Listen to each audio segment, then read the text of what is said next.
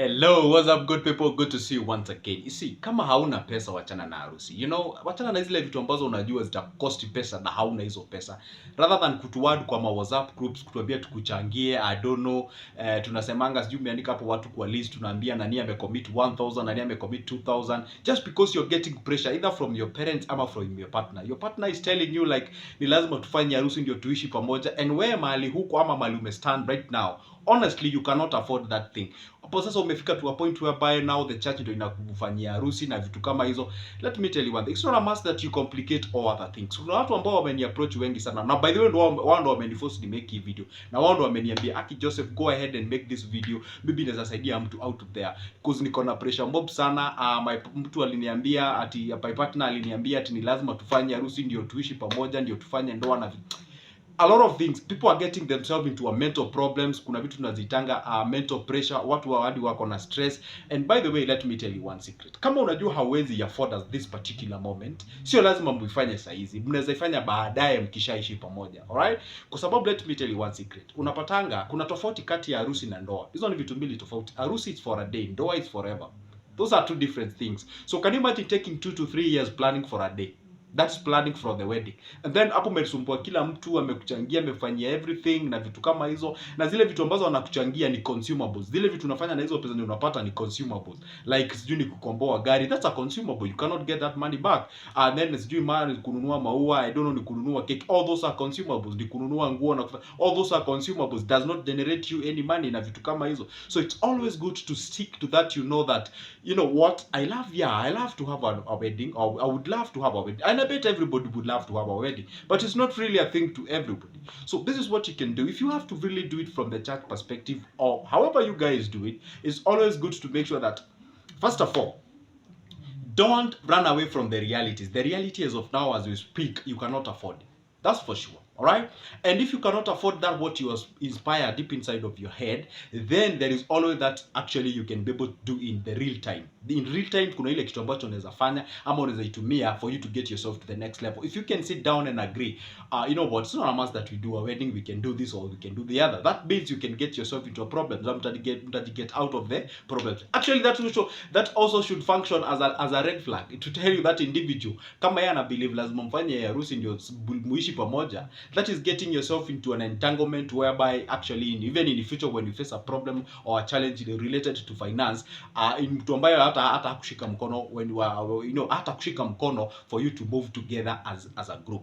This is what I have realized in this life as we live. Alright? Unapata watu wengi sana unapata like they are forced, they are working under pressure. Watu wanamwambia lazima tufanye harusi, lazima tufanye harusi. Oh me, I don't, there is no any other option where I come from, lazima tufanye. Okay, fine, there are all those cultural beliefs and all other things, but kuna kitu moja mimi naelewa one thing. Kama ni kitu hauwezi afford, na kama lazima we plan, because after all ni lazima utatuad kwa hizo magroups where your friends, hatutakulet down, takutumia 50 bob yangu, takutumia so mwingine takutumia 1000 or whatever, or what have you, kuna mwingine atadonate gari. But the fact is this, what are you doing? All right, after you get all that cash, you put it out there to the consumabilities, and then umetumia hizo pesa zako zote akufanya hizo harusi zako, and then sasa ushamaliza, and then ume go back home with a very nice dress and what have you, and then what happens next? Then what next? All right? So it's always good to ask yourself, whatever I'm getting myself into, is it something that can get myself under pressure? Because I've actually handled a lot of people, just like I said at the beginning of this video. Kuna watu ambao wameni-approach wakaniambia, I'm facing a lot of financial pressure kwa sababu the person I'm having hana that understanding that we can actually get into it. Okay, we can do the church way, all right? We can just simplify the event and then get ourselves, it has to, or if it has to go through God's way, of which I recommend as Joseph, all right? So once you do that in future, some of the people usually see them doing the wedding shows and whatever in the TVs and whatever. So you find those people, most of them, not all of them, but most of them actually, they are people who have already lived together. So once you've made money, mkiwa pamoja, and then after that now you decide, hey, you know what, babe, we've made quite a good amount of money. I think we can just set aside like $1 million bob or $500,000 bob, or even sometimes even $2 million bob. All right, because you already have it. All right, now at that particular point, now you can do that wonderful and great things. Don't do ile mistake yenye mnafanya ni ati you're watching these celebrities who are here in this social media, and they are posting and they are flossing the kind of a good life that they are having. All right, you see somebody even hiring a pig or an entire billboard and says happy birthday to my whatever.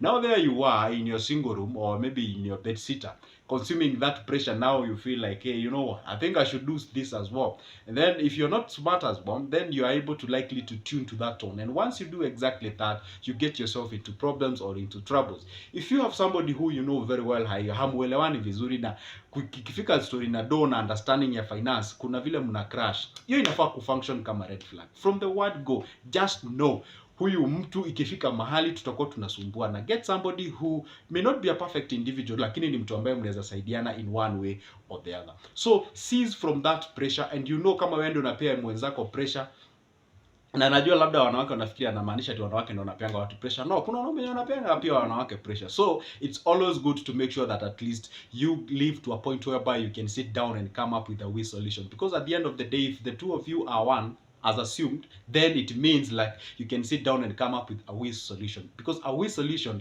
I bet to subscribe to it that it's the best one, because at the end particular point, at the end of the day, both of you get satisfied na mnasema, hey, you know what exactly we've done is actually a thing that we've come up with as both of us or us together. This is what I would say. You don't have money to do that wedding thing and you love it, fine, there's no problem. There is no harm of not getting it, but there is harm of you not having it and at the same time being stupid. All right, so it is good to make sure that, okay, first of all, appreciate the fact saizi sina, but am I doing something to do, am I doing something for the sake of me sina, so that tomorrow I not remain at the same state? I always tell people this: if you do nothing about money today, rest assured that tomorrow you still have a money problem. That's a reality. You see, you cannot be able to sit at your comfort zone and then expect a miracle to happen for you to get money. That's a reality. What you do is that appreciate the fact that you're somewhere huna. That's a first step, all right? That's the healing. That's where now the healing starts. The next step, this is what I want, all right? There's no problem with you wanting that, but now the question is, how do you get from where you are to where you want?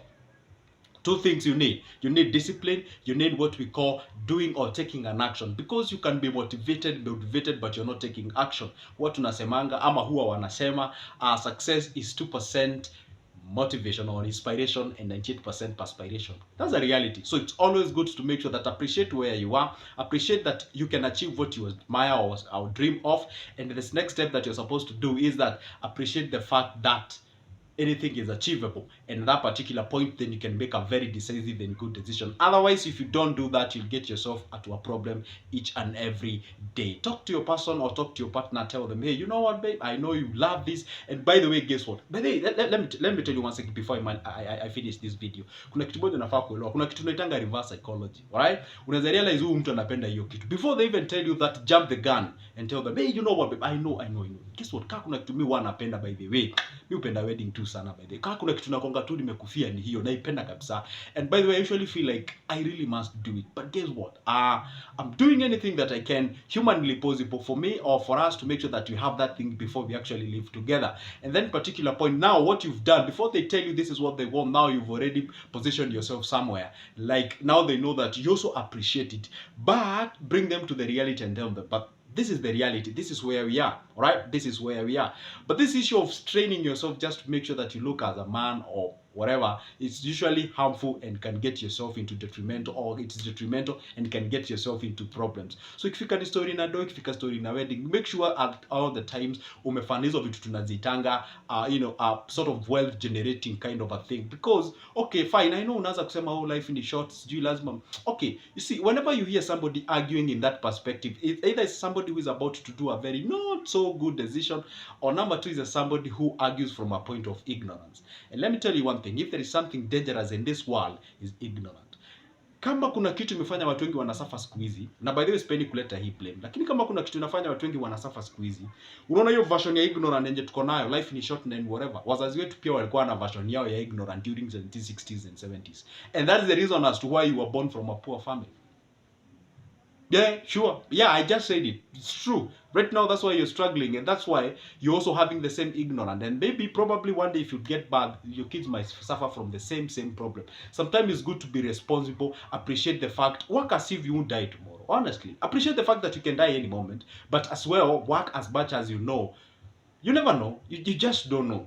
That's how life is. All right. So My name is Joseph. Talk about money. I talk about investment, anything related to finance. Kama ni relationship in touch finance, Joseph wako hapo hivyo. Kama ni religion in touch finance, Joseph wako hapo hivyo. So I talk about finance and anything related to exactly that. If that's a copy of a coffee, if that's a cup of your coffee, and I bet you should be, because I mean, seriously, who hates money?